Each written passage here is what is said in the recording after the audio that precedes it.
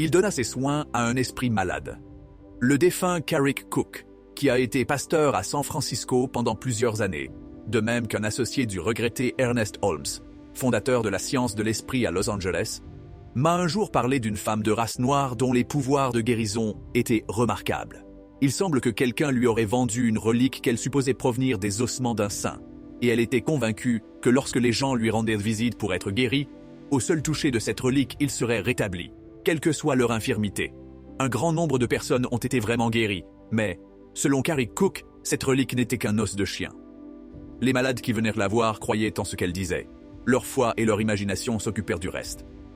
Un docteur en médecine qui avait examiné cet os révéla à Carrick Cook qu'il s'agissait d'une partie de la patte d'un chien.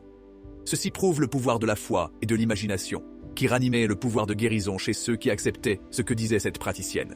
Il s'agissait naturellement d'une foi aveugle, car les malades ne comprenaient pas pourquoi ni comment ils étaient guéris. La foi véritable est l'union de votre esprit conscient avec votre esprit subconscient, dirigé scientifiquement. Les forces les plus puissantes de la nature agissent dans le silence et sans bruit. Vos pensées exercent un pouvoir sur votre corps. Les pensées là-haut génèrent la maladie. Mais vos pensées peuvent aussi être saines, constructives et productrices de santé. L'état de la pensée et des sentiments est la cause de la condition physique. Les pensées et les idées représentent la réalité sous-jacente de tous les objets extérieurs et visibles. Lorsque vous contemplez le monde, tout ce que vous voyez, comme le ciel étoilé, les montagnes, les océans, les lacs, les arbres, sont les pensées de Dieu. En étudiant la nature, nous communiquons avec l'infini, comme nous le faisons avec les idées d'un auteur en lisant les mots de son livre,